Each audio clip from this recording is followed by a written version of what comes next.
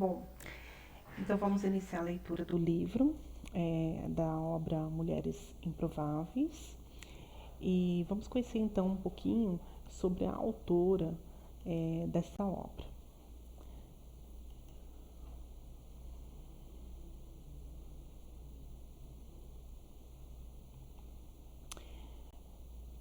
Bem, o nome dela é Viviane Martinello.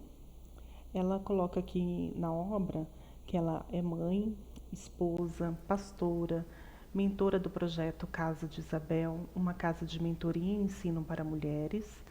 Esse é o Instagram dela, @Viviane Martinello. Então, quem quiser conhecer um pouco mais sobre o trabalho dela, acesse o Instagram. Então, ela coloca aqui o que esperar desta obra, né, nas páginas 15 e 16. Quando damos os primeiros passos, às vezes temos a impressão de que muita coisa ao nosso redor não sofre mudanças. Pense, por exemplo, nas situações a seguir: o início da leitura de um livro, o início de um casamento, o início da maternidade, o início de um projeto, o início de um ministério. No entanto, Deus já nos disse em sua palavra que o início é pequeno, mas essencial. Não desprezem os começos humildes, pois o Senhor se alegra ao ver a obra começar. Zacarias, capítulo 4, versículo 10. Toda longa caminhada começa com o primeiro passo. Talvez este seja o passo mais difícil de dar. Mas quero dizer uma coisa a você: é o primeiro passo que nos tira da estagnação e da zona de conforto. É ele que nos arranca do comodismo e nos coloca na pista de decolagem. Alçar voo é questão de tempo. Por falar em tempo, ele é extremamente necessário para que os resultados da mudança que desejamos viver venham à luz. Plantamos hoje, mas só colheremos no devido tempo. Então não desanime. Quer viver o que nunca viveu? Então faça o que nunca fez. Comece agora. Você olha e não vê motivos para ser escolhida. Ele te olha e não vê motivos para não te escolher. Então, na introdução, ela vai colocar, né, que os tesouros são escondidos em vasos de barro, assim como na natureza as pedras preciosas são escondidas na terra e muitas vezes abrigadas no interior das rochas. Então, o que a autora quer dizer aqui, na verdade, ali na introdução, é que muitas vezes nós podemos ser o que está escondido, né? Esse tesouro escondido, né? Naquela ideia de uma mulher muito simples e que não tem muita utilidade, digamos assim, na vida, que muitas vezes a gente pode ter essa ideia, né? Ela está querendo dizer que essa obra é para você, né? Que é uma mulher simples, para mim, né? Para todas nós que estamos aqui, que de alguma forma nós temos aqueles tesouros escondidos e é exatamente aí que, quando a gente se acha improvável, né, é que nós vamos ser escolhidas, digamos assim, para algo melhor na nossa vida, algo maior. Então, no capítulo 1, ela vai falar sobre as escondidas, né? Deus esconde aquele que deseja estar exposto, mas expõe aquele que deseja estar escondido. Então, nós vamos começar a leitura real a partir do capítulo 1, a leitura da obra, né? Então, vamos desde o início aqui. Sim, escondidas. Muitas das mulheres que Deus levantará nos próximos anos estão escondidas, subidas no anonimato. Talvez muitas delas estejam agora mesmo com este livro em mãos, atraídas pelo título que correspondeu a um sentimento interno.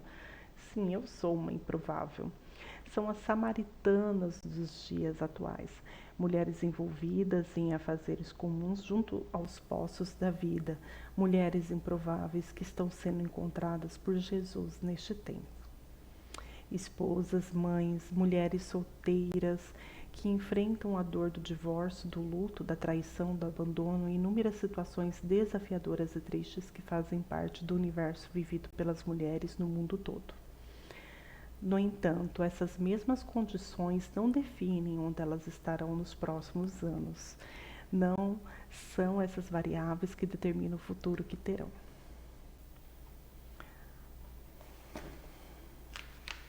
Aprendi na minha caminhada com Deus que Ele esconde aquele que deseja estar exposto, mas expõe aquele que deseja estar escondido.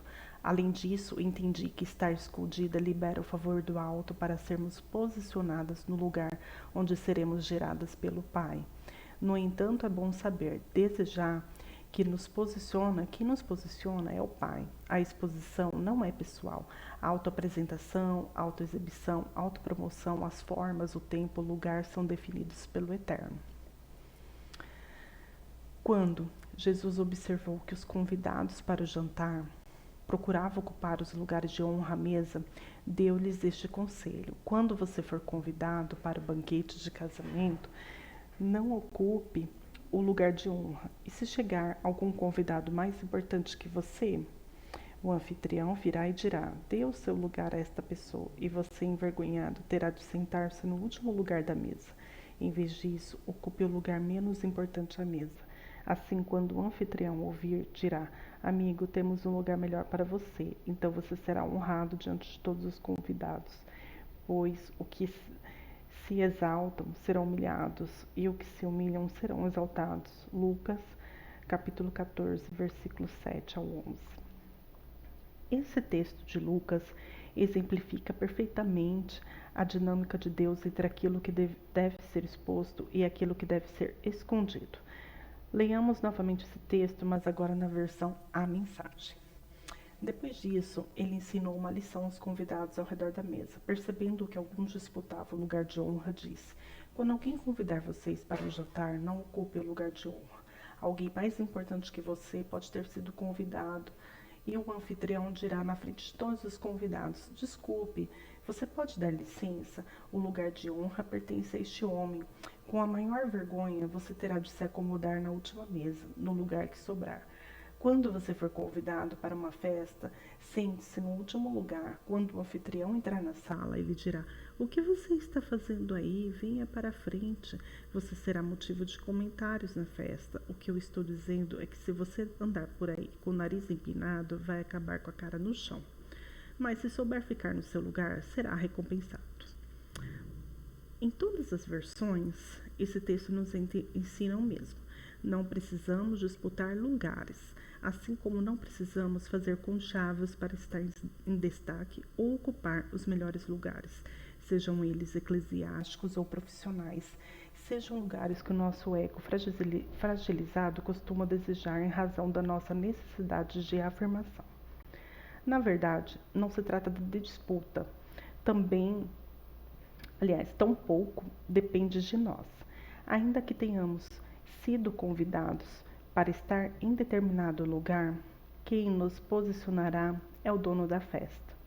Por isso, não devemos procurar os primeiros lugares, mas sim respirar, descansar e buscar a presença de Deus, porque é ela e somente ela que poderá preparar nosso coração para os lugares de autoridade projetados para nós neste tempo.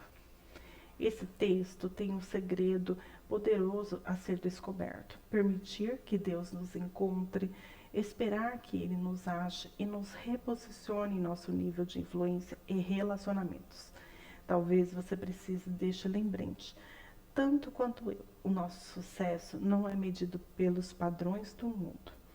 O verdadeiro sucesso é medido pelos padrões de Deus, porque Ele se preocupa mais com a nossa integridade do que com o nosso número de seguidores no Instagram. O Pai se preocupa mais com a nossa obediência do que com a nossa conta bancária. Está mais preocupado com o nosso coração do que com o serviço que prestamos ao reino. Deus não é consumido com as coisas que este mundo nos diz que são importantes. Deus cuida de nós não por causa do que fazemos, mas por causa do que Ele fez por nós. Somos dele e Ele se preocupa com o nosso crescimento e sua graça e em que aprofundemos o nosso conhecimento nele. Indiscutivelmente, Ele se preocupa conosco e isso deve nos lançar e impulsionar a abrir a palavra. Devemos nos mover a adorá-lo, porque quem Ele é e por tudo o que Ele fez e faz por nós, e quem Ele é muda tudo a respeito de quem somos. É importante compreendermos que tudo que Deus faz na nossa vida começa pelos fundamentos. Isso quer dizer que Ele trabalha nos lugares escondidos, onde os olhos das pessoas e os nossos próprios olhos não alcançam. Ele começa justamente pelo alicerce, né? Aqui o alicerce, né? O fundamento, o alicerce. O fundamento importa para Deus porque é Ele que dará sustentação ao nosso próprio destino. Pode levar tempo, será feito no anonimato, será silencioso, mas será poderoso. É um fundamento secreto que trará à luz uma obra ao público. Não podemos tentar mudar esse princípio, porque aqui está a chave do êxito. A rendição é um caminho. Pequenos começos. O profeta Zacarias, em um de seus textos emblemáticos a respeito da reconstrução do Templo de Jerusalém, nos chama a atenção para que não desprezemos os pequenos começos. Alguns anos atrás, um pequeno grupo de mulheres decidiu se reunir para orar e buscar mais da presença de Deus. Na nossa primeira reunião, éramos apenas 4 que desejavam mais do Senhor. Começamos com muita fome e sede pela presença do Espírito Santo. Todas tínhamos filhos pequenos e diversos afazeres, mas reservávamos tempo, uma vez na semana, para estarmos juntas e crescermos em oração e comunhão. Naqueles anos, nenhuma de nós poderia imaginar o que Deus faria conosco a partir de um começo tão tímido e sem maiores pretensões, a não ser buscá-lo e amá-lo. Aquele solo da intimidade, aquele lugar escondido e secreto, foi um ambiente perfeito para que Deus desse início a um verdadeiro avivamento entre as mulheres. Um avivamento que tem marcado este tempo, porque, de repente, aquilo que era secreto, escondido e pequeno deu um passo à frente e foi o dono da casa que fez o convite.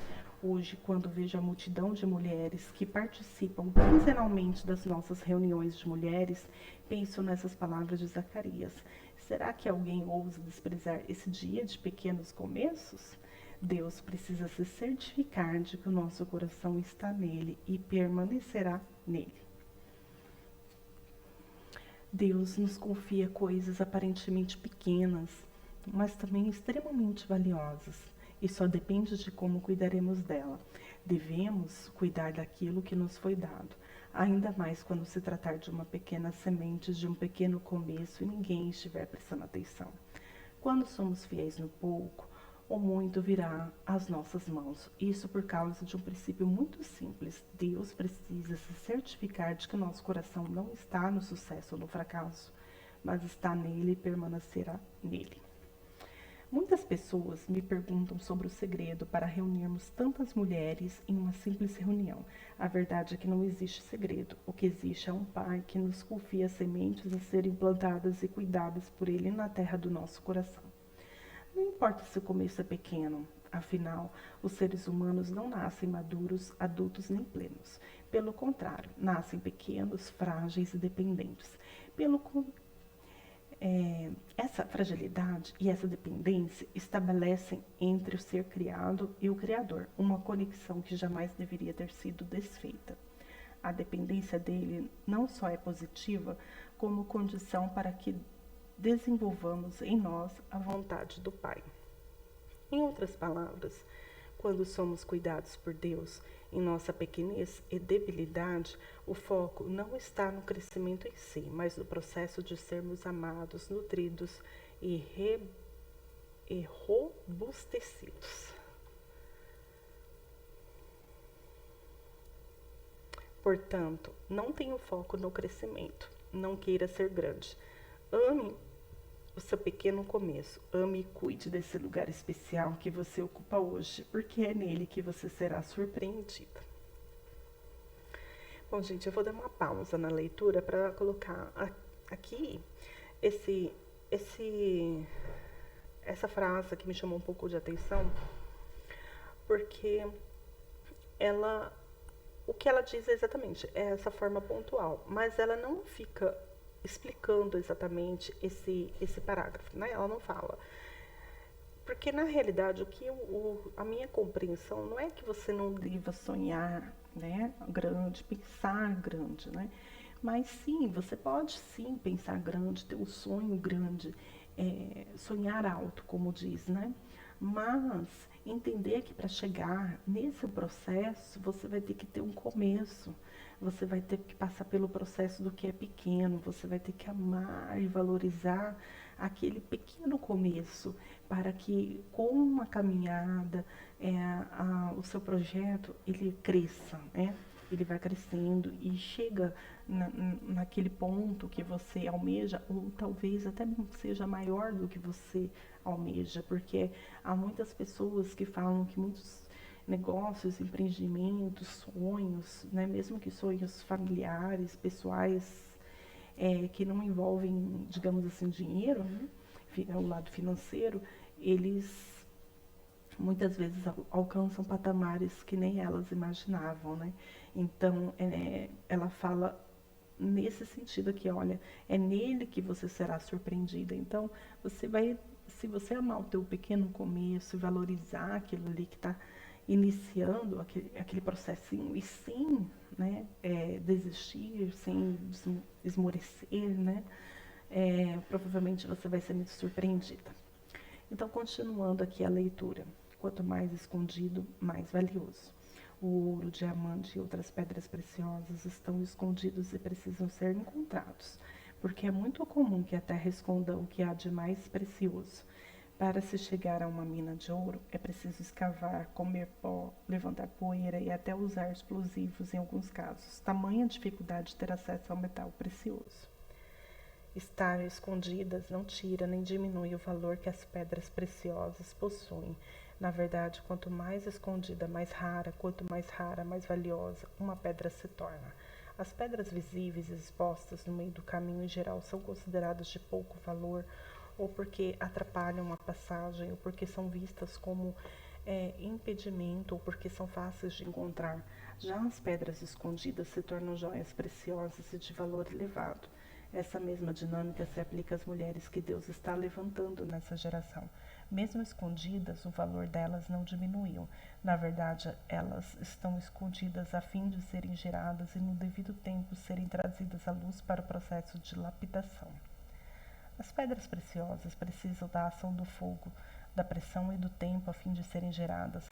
É por esse motivo que são raras e valiosas. O Deus lapidador usará o que é visível para testar as coisas invisíveis, porque no reino de Deus não caminhamos pelo que vemos, mas sim pelas verdades incrustadas em nosso interior por meio do Espírito. São invisíveis, mas extremamente poderosas em Deus. Aquilo que é visível é sustentado por algo que não pode ser visto, assim como acontece com o nosso corpo. De todos os órgãos que compõem o nosso organismo físico, os internos são os vitais. Se perdermos a visão, ainda assim o nosso corpo viverá, mas se perdermos os pulmões, não haverá chance de sobrevivência. O mundo natural aponta para um princípio espiritual. Assim como o valor de uma casa não está em sua beleza ou arquitetura, mas em seu fundamento, o valor da vida humana não está no que se capta pela visão, mas justamente no que não se pode perscrutar. A parte essencial da nossa vida é oculta, e só Deus a conhece por completo. Por isso, os olhos do Pai estão voltados para dentro de nós. Ele não vê como os homens. O profeta Samuel viveu essa experiência com o Senhor ao ser designado para ungir novo rei de Israel. Davi fugia dos padrões dos guerreiros e dos reis da época, mas os olhos do Senhor estavam onde os olhos de Samuel não podiam alcançar. O Senhor, porém, disse a Samuel: não o julgue pela aparência nem pela altura. O Senhor não vê as coisas como o ser humano as vê. As pessoas julgam pela aparência exterior, mas o Senhor olha para o coração. Samuel 1:16.7. Certamente, este é um dos textos mais conhecidos a respeito do início da vida do grande rei Davi e de quais requisitos Deus busca em cada um de nós. O Senhor não julga pela aparência, mas vê com o coração. Com o objetivo de refinar o nosso metal interno e revelar nosso coração, Deus permite abalos e tempestades. Se você tem orado por seus relacionamentos, prepare-se, abalos virão. para fortalecer a sua essência e as suas raízes. Só depois disso é que você terá condições de estabelecer relacionamentos saudáveis. Geralmente, oramos e temos a impressão de que as coisas só pioram, mas podemos estar certas de que isso não é verdade. Todos os ventos e as tempestades que enfrentamos testam e fortalecem o nosso sistema de raízes no propósito de Deus. Os olhos dele estão nas raízes, porque são elas que seguram toda a nossa estrutura, assim como a estrutura de uma árvore está sustentada por suas raízes. A tríade fogo, pressão e tempo funciona como preparação para vivermos o nosso destino profético. Deus está levantando mulheres na terra nesses últimos tempos que não têm a cara de ser quem são. Mulheres improváveis. Na verdade, elas parecem ser apenas um vaso de barro frágil e vulnerável, prestes a rachar a qualquer momento. No entanto, o grande mistério é que quanto mais rachados e vulneráveis esses vasos são, mais o tesouro que habita dentro deles se derrama e se revela.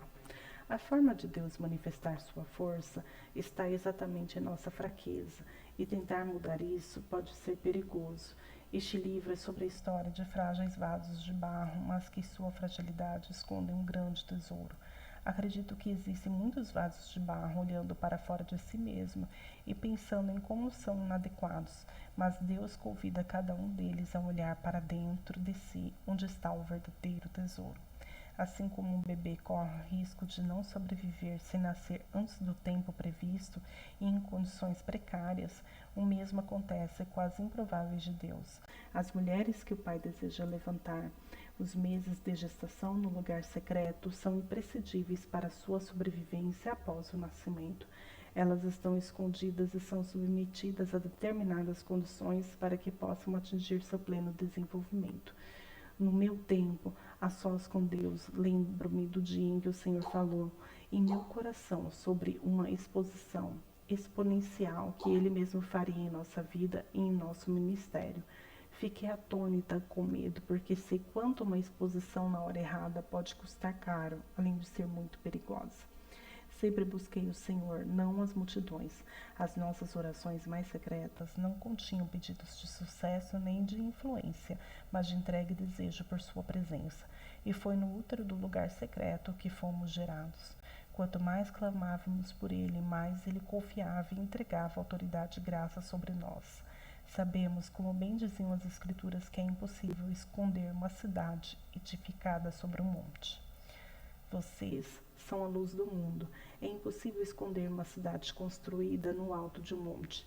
Não faz sentido acender uma lâmpada e depois colocá-la sobre um cesto.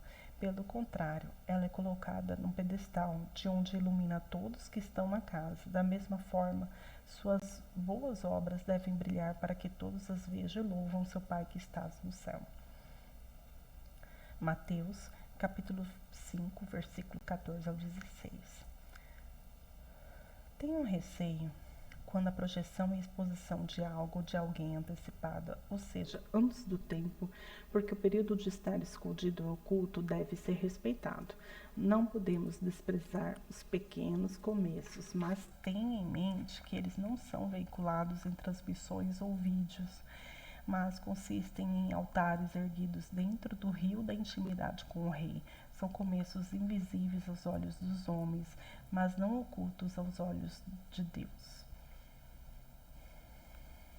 Em vez de nos expormos, precisamos permitir que Deus nos exponha no tempo certo. Até que isso aconteça, devemos continuar escondidas, construindo cada degrau de acesso a Ele secretamente. Porque quando Deus nos esconde, ninguém mais nos encontra, mas quando Ele vem ao nosso encontro e nos expõe, nada nem ninguém será capaz de esconder. Vemos filhas vivendo como órfãs, princesas vivendo como plebeias, mulheres reduzindo seu valor por migalhas de atenção, reféns da carência que expõe o que deveria estar escondido e esconde o que deveria estar exposto. Além disso, vendem o que não tem preço e valorizam o que não tem valor. Deus está à procura de pessoas nas quais que Ele possa construir uma escala de valores que não se baseia nos valores deste mundo, mas que estejam alinhadas com os valores do coração de Deus. Busque um caminho mais alto, um pensamento mais elevado, ajuste as suas prioridades e aquiete o seu coração, porque a montanha da intimidade com Deus espera para ser escalada e cada uma de nós terá a visão da montanha que subir. A visão muda tudo, até mesmo você e eu. Acostume-se com essa ordem. Em primeiro lugar, Deus construirá as nossas raízes e estabelecerá em nosso interior fundamentos sustentadores de seu bom propósito. Ninguém começa a construir um prédio pela cobertura, mas pelos alicerces. Por isso, ele nos esconde por um tempo determinado, porque as raízes mais profundas nascem da entrega e da renúncia e crescem escondidas. Deus só promove publicamente aquilo que primeiro ele edificou no lugar secreto.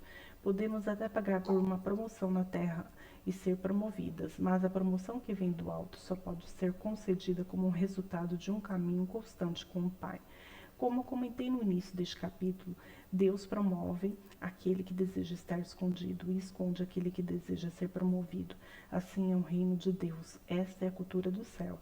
Então devemos deixar que Ele nos edifique e nos encontre. E no tempo certo, Ele tratará de expor e promover a nossa vida.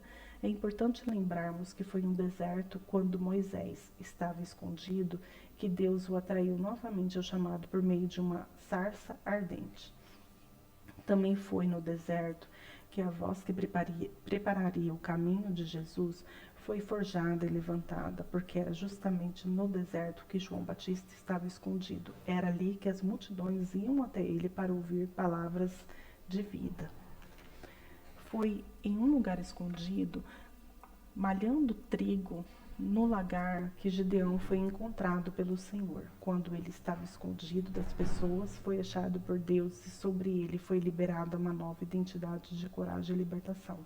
Da mesma forma aconteceu com Davi, quando ele estava escondido atrás das malhadas, não exposto como estavam seus irmãos, a que foi chamado para ser rei. Poderíamos relatar inúmeros exemplos discorrendo sobre homens e mulheres que Deus escondeu para um tempo específico. Em toda a Bíblia podemos observar que ele esconde o que é precioso e que o útero usado para gerar os homens e as mulheres que ele escolheu é justamente o lugar secreto, um lugar escondido que ninguém mais pode ver. É ele que rasga nossa essência e descobre o que carregamos de mais profundo. O papai não mudou. Deus continua buscando Davis escondidos, aqueles que estão mais preocupados com as suas poucas ovelhas do que com os lugares de honra. Deus não mudou. Ele continua procurando hoje as mulheres que estão servindo a família, a sociedade, as pessoas, homens de honra que trabalham para o sustento e a proteção de sua casa e para o próximo. Pessoas que trabalham no lugar secreto e que estão a ponto de serem promovidos publicamente. Não podemos fugir desse lugar, que sejamos encorajadas a aguardar a chegada daquele que nos chama, pois não estamos escondidas aos olhos dele. Bom, ela encerrou então o primeiro capítulo, né? Mas eu coloquei aqui algumas anotações práticas, né, que podemos adotar.